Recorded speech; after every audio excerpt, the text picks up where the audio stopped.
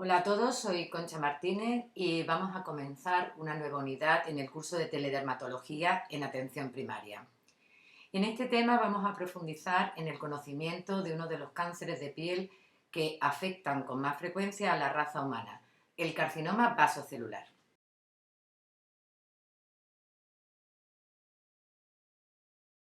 El carcinoma vasocelular es el tumor cutáneo más prevalente en la raza humana. Aproximadamente supone el 75% de los cánceres de piel que sufre el ser humano.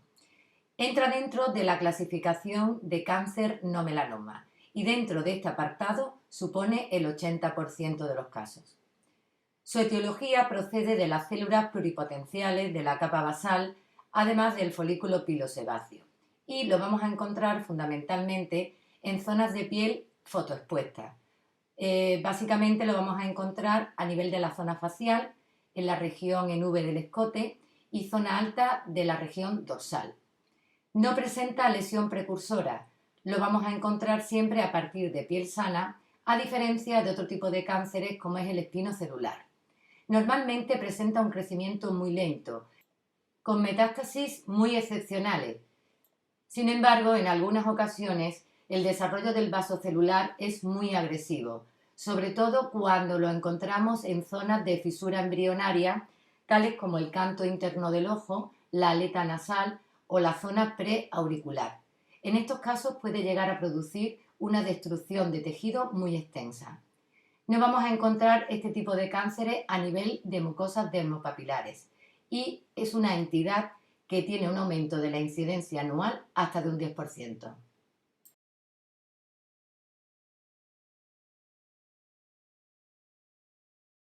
En la patogénesis del carcinoma vasocelular vamos a destacar diferentes factores. Sobre todo, va a aparecer en personas que tienen una piel muy sensible al sol, con escasa pigmentación, sobre todo esas personas que tienen fototipo 1 y 2, y por tanto van a tener un mayor riesgo debido a la consecuencia que puede traer la exposición actínica. Va a ser raro la aparición de carcinomas vasocelulares en la raza negra. Personas con defectos o alteraciones genéticas que van a entrañar también una mayor sensibilidad y susceptibilidad al daño solar, como puede ser personas con albinismo, que sabemos que es un trastorno autosómico recesivo con una alteración en la síntesis de la melanina por un defecto de la tirosinasa, personas que no presentan melanina a nivel cutáneo, a nivel ocular, personas con seroderma pigmentoso, que es un trastorno autosómico recesivo con una alteración en la reparación del ADN, por lo tanto van a ser pieles que están muy alteradas y tremendamente sensibles, con aparición de múltiples carcinomas a nivel de la piel y en edades muy tempranas de su vida, síndromes con una alta agregación familiar y aparición de numerosos carcinomas vasocelulares en edades precoces, en adolescencia, como el síndrome de Gorlin, combina carcinomas vasocelulares con afectaciones a nivel musculoesquelética, el síndrome de Bassex. Como factor fundamental en la patogénesis del carcinoma vasocelular vamos a tener el daño actínico. Fundamentalmente la radiación ultravioleta A y B están implicadas en el desarrollo del cáncer de piel y sobre todo en el carcinoma vasocelular. Hay un patrón de exposición solar que está relacionado con la aparición de este cáncer y sería una exposición solar intermitente con quemaduras en la infancia. Este patrón expositivo solar es común con el melanoma, por lo que una persona que desarrolla carcinomas vasocelulares, al tener el mismo patrón expositivo actínico que el melanoma, ya tiene un riesgo añadido de desarrollar un melanoma. Actualmente están en estudio no solamente las radiaciones ultravioletas, sino que parece ser que el espectro de luz visible y la radiación infrarroja también tendrían su papel en la carcinogénesis de esta entidad. Personas con estados de inmunodepresión, como pacientes de SIDA, pacientes de síndrome mielodisplásico o trasplantes, van a aumentar la incidencia de la aparición de este tipo de cáncer. La exposición a determinados productos carcinógenos, por ejemplo el arsénico, va a favorecer la aparición de vasos celulares en personas jóvenes en número más elevado y con un periodo de latencia de aproximadamente unos 18 años. El arsénico está presente en ámbito profesional, sobre todo en la industria del cobre.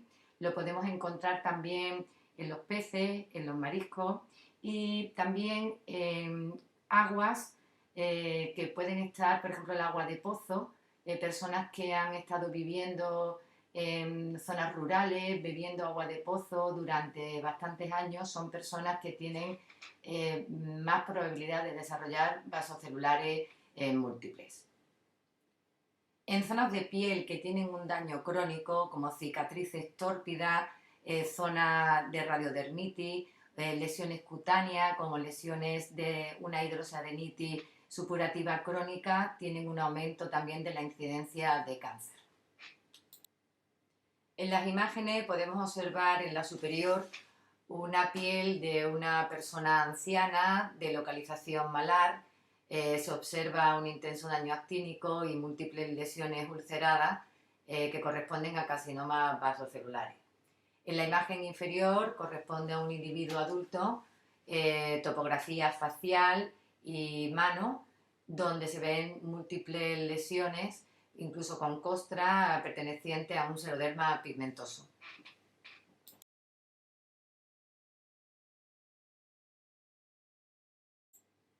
En esta diapositiva quiero hacer un poquito de hincapié en esta entidad clínica que denominamos el nebus sebáceo de Jadassohn como lesión cutánea que puede suponer un marcador de riesgo para la aparición de carcinoma vasocelular. El nebus organoide o nebus sebáceo de Jadassohn es una lesión amartomatosa benigna que está presente desde el nacimiento, aunque cuando se hace más evidente va a ser en los primeros años de vida. Presenta una evolución que consta de 3 estadios. Hay un primer estadio infantil en que se manifiesta como una fase alopécica, un segundo estadio donde la placa alopécica se convierte en una lesión papilomatosa de tacto aterciopelado y un color que puede ser marronáceo, suele asentar fundamentalmente en la cara, en el tronco, y por último una fase en la edad adulta donde no es raro o infrecuente la aparición de tumores sobre el nebus sebáceo. La mayor parte de los tumores que van a aparecer sobre el nebus de Jadassohn van a ser tumores benignos, como un tricoblastoma o un siringocistoadenoma papilífero, pero en algunas ocasiones el nebus sebáceo de Jadassohn puede ser el asiento de carcinomas vasocelulares. En las imágenes podemos observar algunas de los estadios del nebus sebáceo de Jadassohn. Por ejemplo, en la imagen superior izquierda observamos la región preauricular de un lactante, donde observamos una lesión de contornos así geográficos que presenta una alopecia. En la segunda imagen superior vemos como hay una placa con alopecia, pero ya podemos intuir una lesión papilomatosa de un color marrón claro. En la imagen inferior observamos que hay un crecimiento sobre esa placa, un crecimiento que en algunos casos, sobre todo en zona inferior, presenciamos ya la aparición de tumoraciones.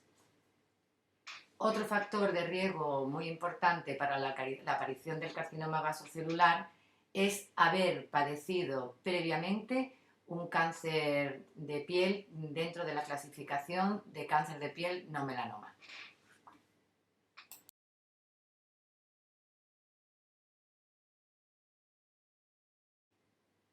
La clínica del carcinoma vasocelular va a consistir en la aparición de lesiones que normalmente, como hemos dicho, están en zona fotoexpuesta.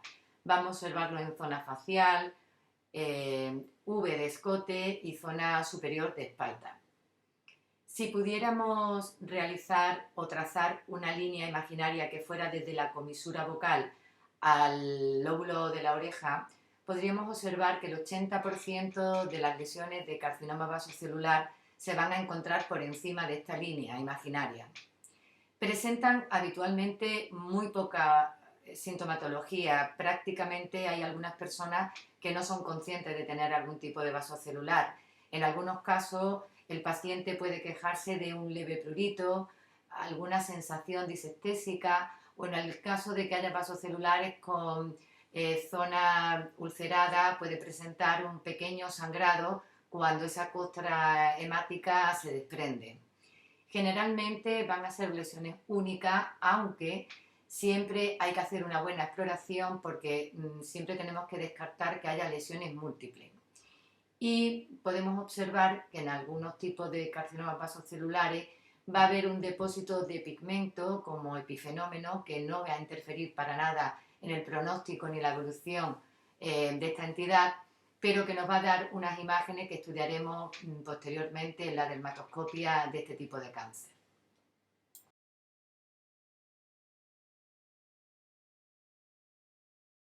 En las imágenes vamos a diferenciar dos formas predominantes de carcinoma vasocelular.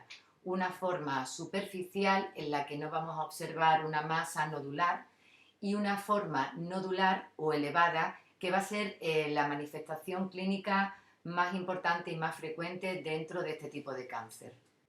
En las imágenes inferiores podemos observar, en la de la izquierda, una lesión eritematosa con un contorno definido y alguna zona ulcerada periférica, correspondiente a un carcinoma vasocelular superficial.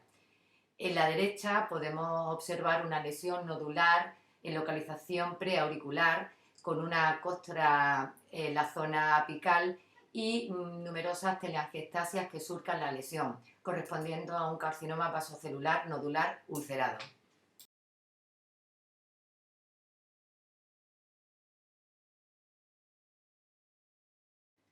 El carcinoma vasocelular nodular es la forma clínica más frecuente, correspondiendo al 95% de la totalidad de esta entidad.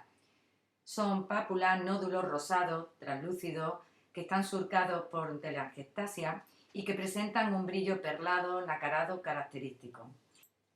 En su evolución y en su crecimiento, el vasocelular nodular puede producir una necrosis tisular que posteriormente se ulcera y por ello podemos tener la entidad que se es denominada carcinoma vasocelular nodular ulcerado.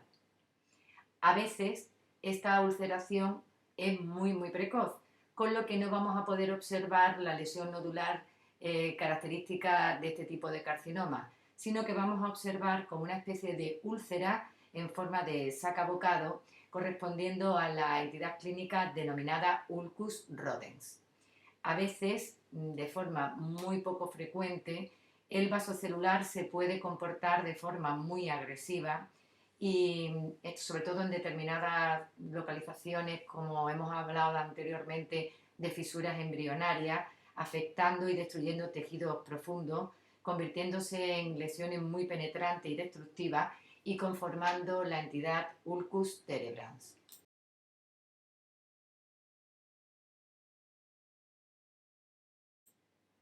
En esta imagen observamos una lesión nodular única que en su zona superior presenta un brillo perlado, nacarado y en toda su superficie se ve surcada por telangiectasias. Es un carcinoma vasocelular nodular.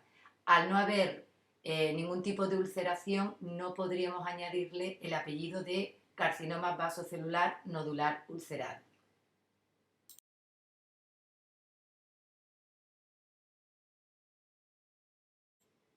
En estas dos imágenes aportamos dos ejemplos de la forma clínica del carcinoma vasocelular, en este caso ulcerado. No se observa ningún resto nodular, sino que los dos, desde el principio, han iniciado el proceso de ulceración. En la imagen de la izquierda podemos observarlo sobre la zona del labio superior y en la imagen de la derecha lo tenemos situado en ana nasal. Son dos ejemplos de carcinoma vasocelular nodular ulcerado tipo Ulcus rodens.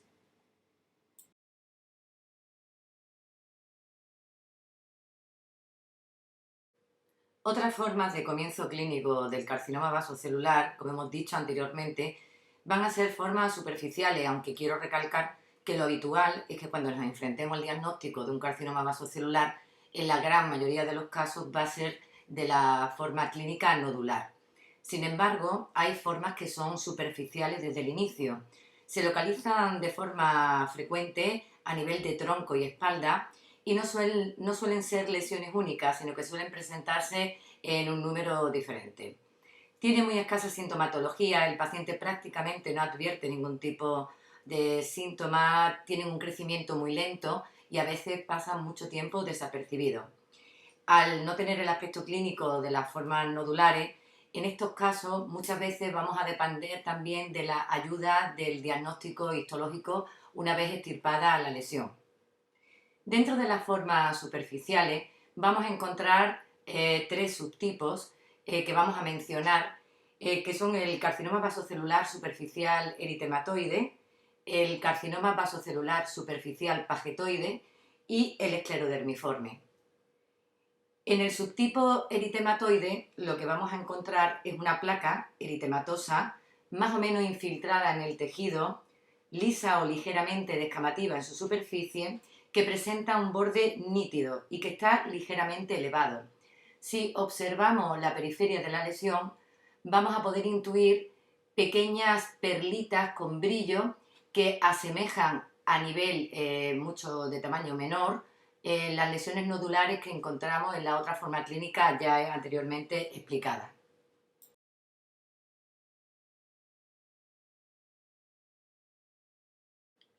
En estas imágenes, donde observamos lesiones correspondientes a carcinomas vasocelulares superficiales, podemos encontrar en la imagen de la izquierda una lesión muy parecida a la descrita anteriormente, una lesión que tiene escasa elevación, de un color rojo, por tanto llamamos eritematosa, con un borde nítido, sobrelevado y que presenta estas pequeñas perlas que podríamos encontrar a un tamaño mayor en los nodulares que hemos descrito.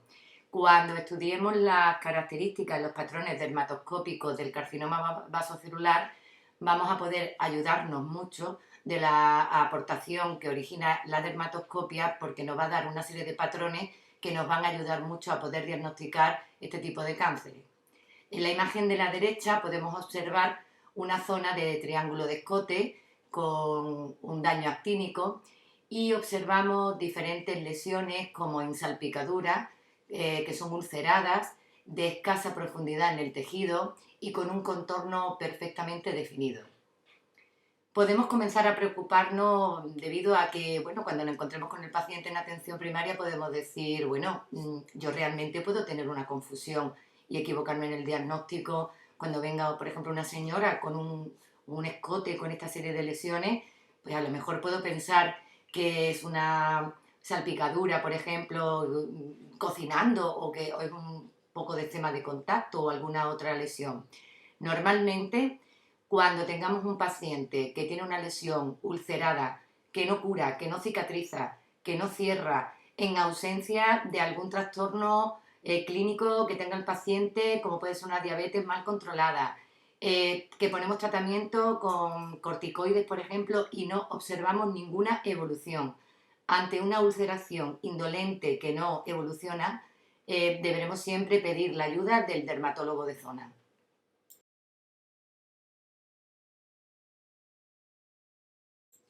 Cuando nos enfrentamos a la exploración de un paciente con lesiones en nuestra consulta, tenemos que ubicarnos en el contexto clínico. Por ejemplo, este paciente presenta una zona dorsal, una espalda con un importante daño solar.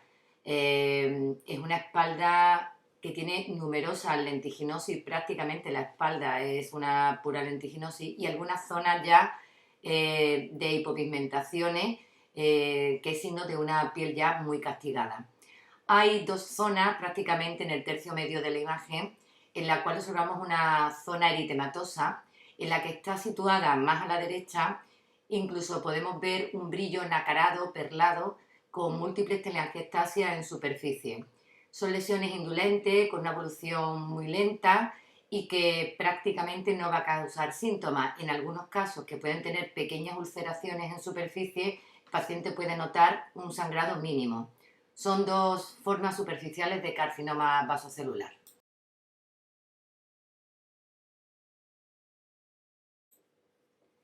Esta imagen nos muestra un tipo de vasocelular superficial, subtipo esclerodermiforme. No tiene la apariencia tan eritematosa que presentaba el eritematoide, no apreciamos ese contorno bien definido, con esas pequeñas perlitas en la periferia de la lesión, sino que observamos una fibrosis importante del tejido. El tejido está esclerosado, es muy complicado incluso determinar su límite, y es una lesión que podemos observar que tiene como una depresión en zonas centrales, como si hubiéramos hundido nuestra yema del dedo en la lesión. Normalmente el diagnóstico es histológico.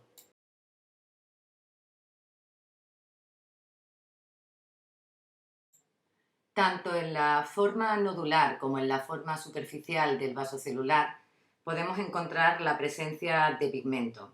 Este pigmento es un depósito situado a nivel de la capa basal y es un epifenómeno porque ya recordamos que el vaso celular no deriva de las células melanocíticas. La presencia de pigmento puede aparecer en cada una de las variantes y no va a tener ninguna significación pronóstica. Aquellas lesiones que tienen mucha cantidad de pigmento, aunque suelen conservar el brillo perlado, puede ser muy complicado apreciar estructuras como las telangiectasias, aunque sí podremos ver zonas ulceradas. La principal importancia de estas entidades pigmentadas es poder realizar un diagnóstico diferencial con el melanoma.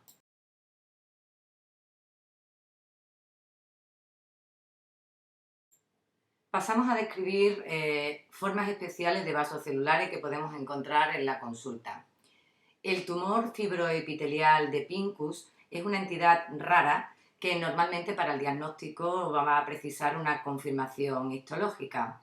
Son lesiones tumorales nodulares que se observan sobre todo en personas ancianas a nivel hipogástrico, en región lumbosacra o en la cara interna del muslo.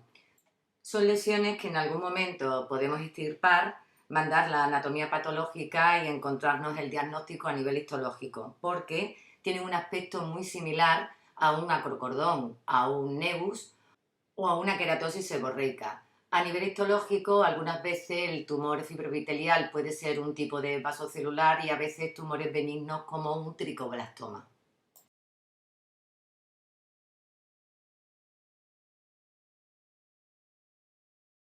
El carcinoma vasocelular metatípico, el llamado gran simulador, es un carcinoma vasocelular cuyo diagnóstico va a ser siempre histológico y que comparte características histológicas con el vasocelular y el espinocelular. Presenta metástasis en un 5 o un 7% de los casos y suelen ser destructivos. Ya hemos comentado que las metástasis en el carcinoma vasocelular son tremendamente infrecuentes. Se van a presentar sobre todo en zona cefálica y cervical asociados a zonas de fisura embrionaria y la vía de diseminación es linfática.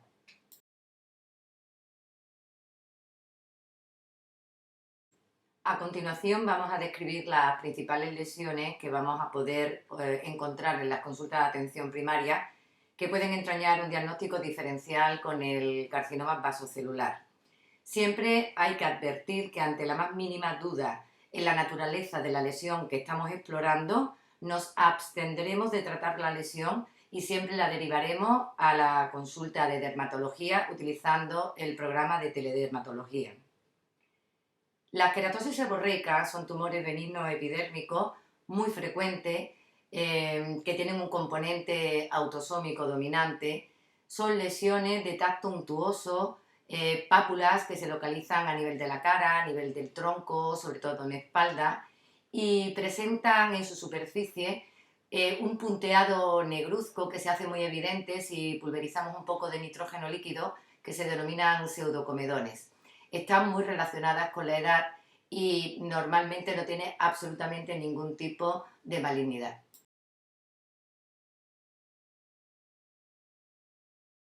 Aquí presentamos dos imágenes de queratosis seborreica. En la primera imagen a la izquierda se observa una lesión solitaria. Podemos observar esa pápula con una serie de puntos de orificio, los pseudocomedones. Está presente en cuero cabelludo y vemos que está pigmentada, depende mucho del fototipo del paciente. En la imagen de la derecha podemos observar múltiples lesiones de queratosis seborreica en zona dorsal de un paciente. Advertir que es normal que un paciente, sobre todo en edad anciana, vaya teniendo brotes eruptivos de queratosis seborreica a lo largo del tiempo, pero que si observamos en un paciente que hay un brote en un corto espacio de tiempo de múltiples lesiones de queratosis seborreica, tenemos que descartar el signo del Eser-Trelat, que es un signo paraneoplásico que nos puede estar avisando de que hay una neoplasia a nivel visceral, como puede ser colon, vejiga, pulmones, útero, ovario, etc. Otras lesiones que también son muy frecuentes en atención primaria y que podemos confundir con un carcinoma vasocelular son lesiones pigmentarias como el nevus azul, que suele ser una pápula o nódulo único con una intensa pigmentación azulada porque la melanina está muy profunda a nivel de la dermis. Son nevus adquiridos y lo podemos localizar a nivel del dorso de mano, en la cara, en zona genital. Tenemos que vigilar los cambios de estos nevus, aunque normalmente su comportamiento es totalmente benigno.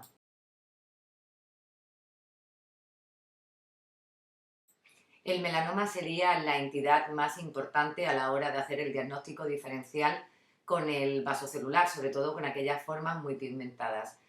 Será ampliamente tratado en su unidad, solamente destacar que si no estamos absolutamente seguros del diagnóstico, deberemos evitar técnicas que impidan el informe y el estudio histológico para asegurar la naturaleza de la lesión, dado que no podremos enviarlo a anatomía patológica y no sabremos con certeza su origen.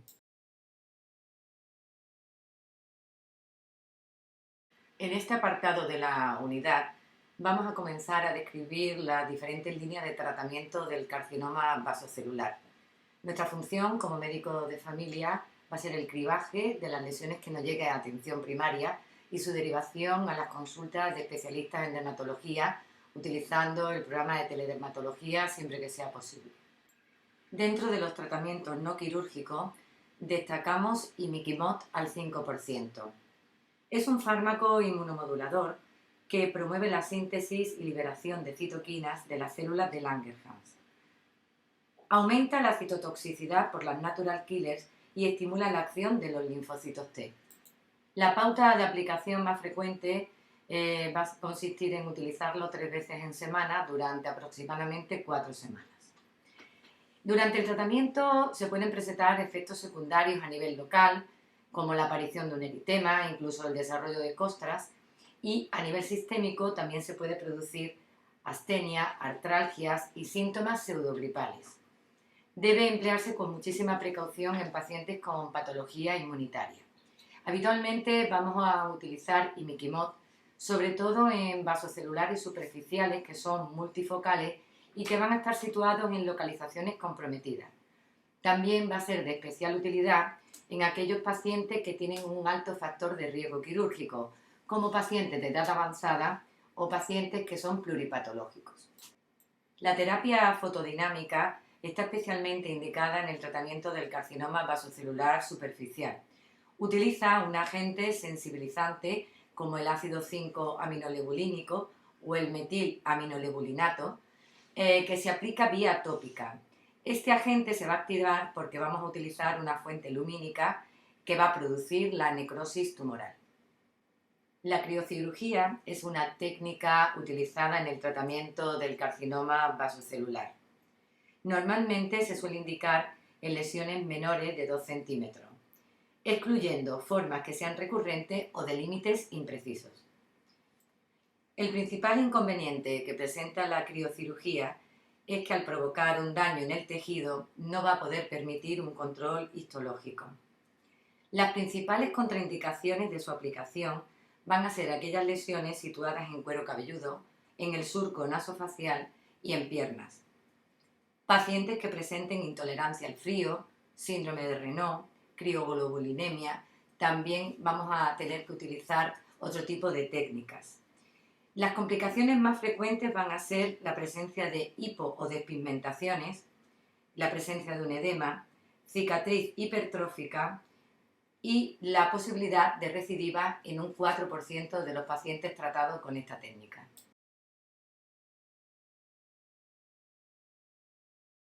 Otros fármacos utilizados en el tratamiento no quirúrgico van a ser el 5-fluororacilo, que es un antimetabolito que evita la síntesis de células cancerígenas.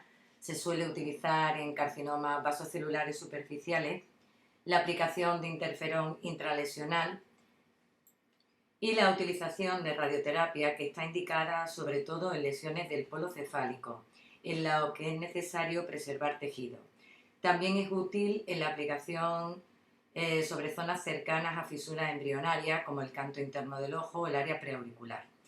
No se suele utilizar radioterapia en personas jóvenes, ya que la piel radiada puede ser asiento de nuevos carcinomas. Sin embargo, sí se considera un tratamiento adecuado en ancianos que tienen pluripatología y que por tanto conllevan un elevado riesgo para una cirugía amplia y radical. Vismodegib es un fármaco que se administra como tratamiento para el carcinoma vasocelular metastásico sintomático avanzado y que no es candidato a cirugía ni radioterapia.